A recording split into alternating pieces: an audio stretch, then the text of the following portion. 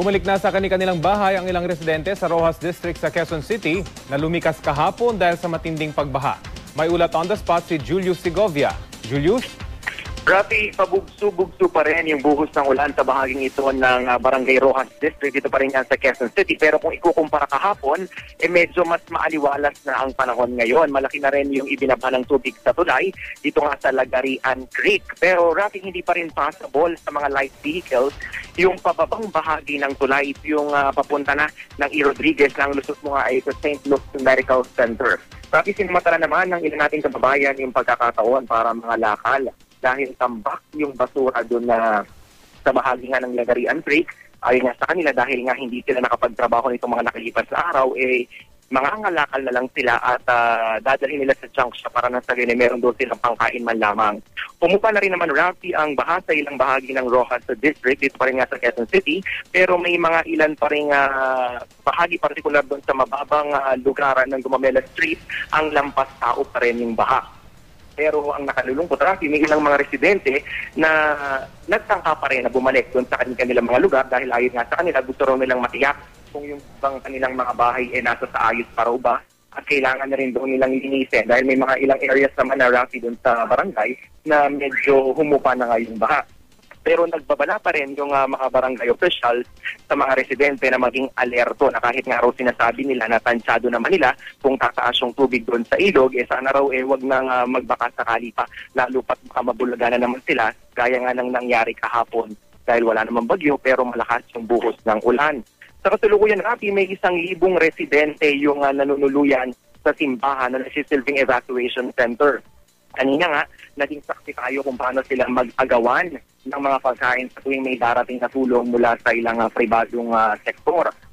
Dahil nga, Rafi, yung pangunahing pangailangan din ng mga residente dahil nga sinasabi nila na matagal silang natrap dun sa kanilang mga bubong simula pa kagabi, pagkain yung kailangan nila. Actually, yung pagkain na kailangan nila, sana daw yung mga ready to eat ng pagkain at hindi na kailangan pang iluto dahil mahirap ang magiging problema pa nila doon sa evacuation center, particular nga dito sa simbahan, kung paano nila iluluto, lalo na kung canned goods, wala naman sila mga can opener doon at hindi na sila nakapagsalba pa ng kanilang mga gamit. Bukod dyan, Rafi, kailangan din daw ng mga residente yung damit at gamot. May ilan tayong mga magulang na nakausap na nagkakasakit na ng ubot-tipon yung kanilang mga anak at kanina, Rafi, meron din tayong nakitang isang bata doon na may sakit na bulutong. Ngayon, sinasabi ng mga health officers na nakausap natin na ihihiwalay doon nila itong batang ito dahil nga baka ito pa yung pagmula na magkahawa-hawa yung mga bata lalo at doon sa simbahan magkakadikit sila yung sitwasyon nila doon, Rafi. Yan muna ang latest mula pa rin dito sa Roxas District. Balik sa Rafi.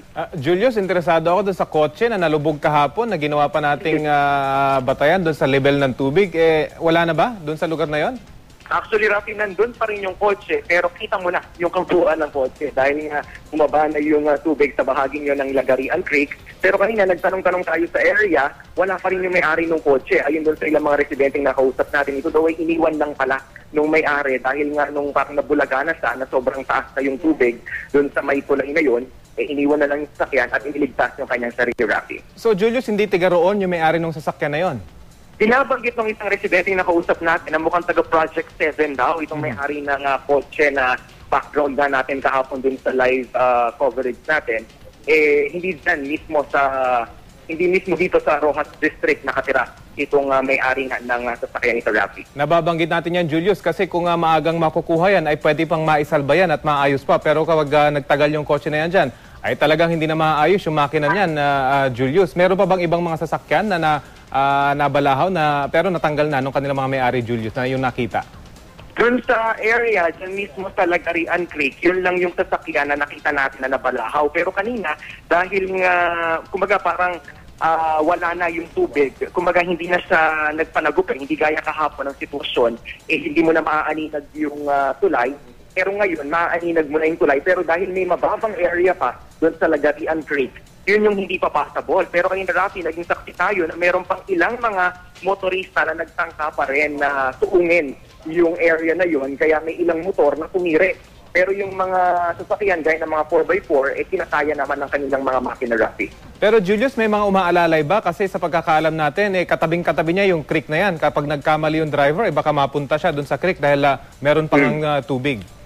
In fairness naman, Rafi, sa MMDA, kanina nung nandyan tayo sa area na yan, ngayon kasi nasa evacuation center tayo, nung nandun tayo sa area, sa mismong Lagarian Creek, may mga tauhan mula sa MMDA at ini-inspection nga rin nila. Mga sinisilip nila yung area dahil kailangan din doon nila itong i-report nga sa head office para lang sa gayon, maabisuhan din yung mga motorista kung passable na ba ito o hindi pa. Pero dahil nga hanggang baywang pa halos, Rafi, yung paha doon sa mababang parte kung nakakaraan ka doon sa area niyan. Ito kasi yung daan is shortcut natin. Mula sa Roses, dito kadaraan kung pupunta kang Rodriguez, doon sa may St. Rose Medical Center, medyo malalim pa yung baha doon. Kaya hindi pa possible. Inuulit natin sa mga motorista, huwag na po kayo magtangka pa, lalo na yung mga light vehicles natin, yung mga motor, yung mga ordinaryong kotse, huwag na munang dadaan sa bahaging yan, Rafi. Pero Julius, sa karanasan mo sa pagko-cover dyan sa lugar na yan, hindi ba sinasabi ng mga residente dati, mabilis, humupa yung baha, pero ngayon ba parang mabagal? Actually, naging mabilis din naman according to them dahil nga kung ikukumpara natin yung sitwasyon kagabi, nung nag-cover tayo dyan, sobrang yung sa bahagi ng Lagarian Creek, halos magpanagop na doon sa tubig ilog.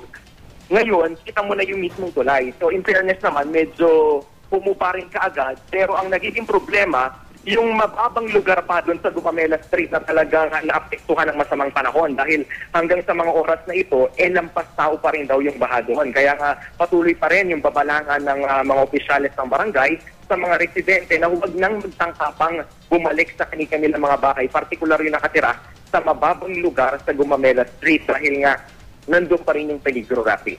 Okay, Julius, muli banggitin natin yung tulong na kailangan ng mga evacuees dyan sa iyong kinover.